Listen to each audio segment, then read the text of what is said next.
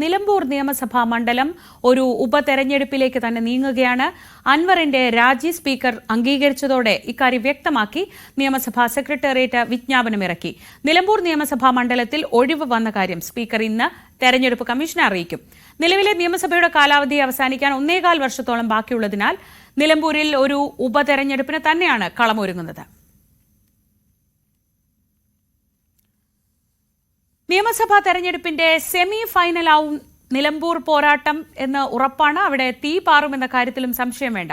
UDF-നായി അൻവർ സർവ്വ അടവുകളും പയറ്റാൻ പോകുന്ന തെരഞ്ഞെടുപ്പ് ഇടതു മുന്നണിയെ സംബന്ധിച്ച് സീറ്റ് നിലനിർത്താനുള്ള ഒരു അഭിമാന പോരാട്ടമാകും.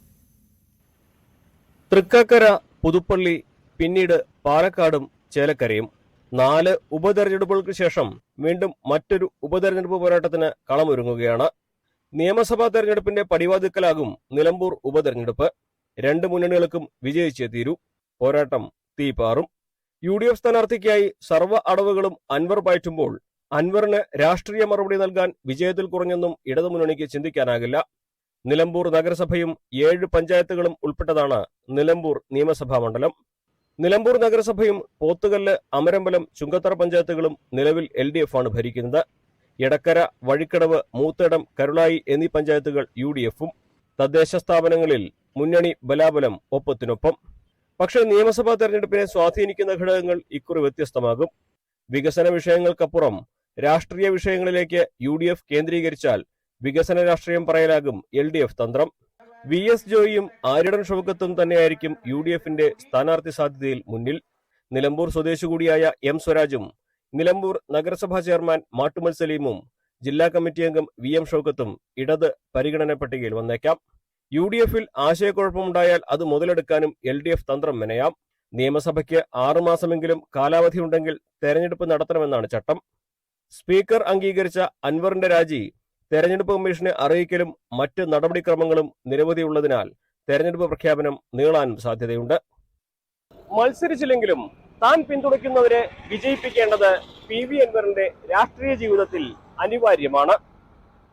താൻ പരിഹസിച്ച ആര്യടൻ ഷൗക്കത്തിന് വേണ്ടി അൻവർ പ്രചാരണത്തിനിറങ്ങേണ്ടി വരുമോ, അതോ ആര്യടൻ ഷൗക്കത്ത് ഇടതുപക്ഷ സ്ഥാനാർത്ഥിയായി മത്സരിക്കുമോ എന്നുള്ളതെല്ലാം കണ്ടു തന്നെ അറിയണം. മലപ്പുറത്ത് നിന്നും CB അനുമോദ്, ന്യൂസ് 18. നിലമ്പൂരിൽ അൻവർ ഇല്ല എന്ന് ഏതാണ്ട് ഉറപ്പായി കഴിഞ്ഞു. അപ്പോൾ അൻവറിന്റെ മനസ്സിൽ എന്താവും? അതാണ് ഇനി എല്ലാവരും ഉറ്റുനോക്കുന്നത്. അൻവറിന്റെ നീക്കം തിരുവമ്പാടി മണ്ഡലത്തിലേക്കുള്ള പോക്കാണോ എന്നതാണ് ആകാംക്ഷ. വന്യജീവി രാഷ്ട്രീയവും ക്രൈസ്തവ വോട്ടുകളും മണ്ഡലത്തിൽ നിർണായകമാകും എന്നത് തന്നെയാണ് അൻവർ ഈ തിരുവമ്പാടി എന്ന മണ്ഡലത്തെ ലക്ഷ്യമിടാനുള്ള കാരണമെന്നാണ് സൂചന.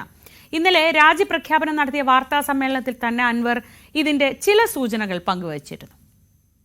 ഞാൻ ഒറ്റയ്ക്കൊരു തീരുമാനമെടുക്കുന്നതിന് മുമ്പ് മലയോര കർഷകരുടെ നേരിട്ട് ബാധിക്കുന്ന വിഷയങ്ങൾ അറിയുന്ന പ്രധാനപ്പെട്ട 3-4 ബിഷപ്പുമാർ, അപ്പോൾ അവരൊക്കെ ഒരു ഘട്ടത്തിൽ നമുക്ക് അങ്ങനെ വേണോ, അതല്ലാതെ നമുക്ക് എന്തെങ്കിലും മാർഗമുണ്ടോ എന്നുള്ള രീതിയിൽ എന്നോട് സംസാരിക്കുകയുണ്ടായി. ക്രൈസ്തവ സഭകളുടെ വാക്കുകൾക്ക് ഇത്രമാത്രം പ്രാധാന്യം കൊടുക്കുന്നുണ്ടെങ്കിൽ അൻവർ അതിനു പിന്നിലൊരു രാഷ്ട്രീയ സാധ്യത മുന്നിൽ കണ്ടിട്ടുണ്ടാകണം.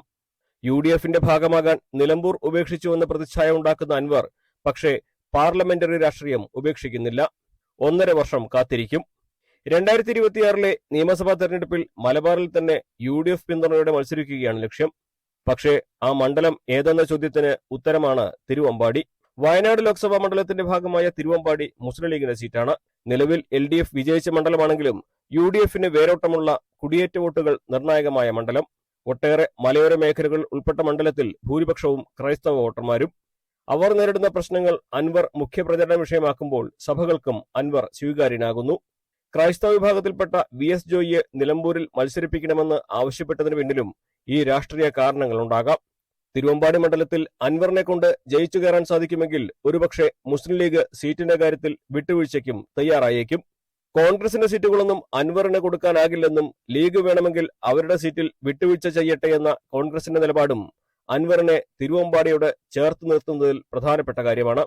തിരുവമ്പാടി അല്ലെങ്കിൽ മറ്റെവിടെ എന്ന ചോദ്യത്തിന് കുറച്ചെങ്കിലും സാധ്യതയുള്ള ഉത്തരം തവനൂരാണ്. പക്ഷേ അതിന് കോൺഗ്രസ് അവരുടെ നിലപാടിൽ വിട്ടുവീഴ്ച ചെയ്യേണ്ടി വരും. ഇടത് സ്ഥാനാർത്ഥിയായി KT ജലീൽ വീണ്ടും മത്സരിക്കുമോ എന്നതും അൻവറിന്റെ ഇവിടുത്തെ സ്ഥാനാർത്ഥിത്വത്തിൽ നിർണായകമാകും. മലപ്പുറത്ത് നിന്നും CB അനുമോദ്, ന്യൂസ് 18.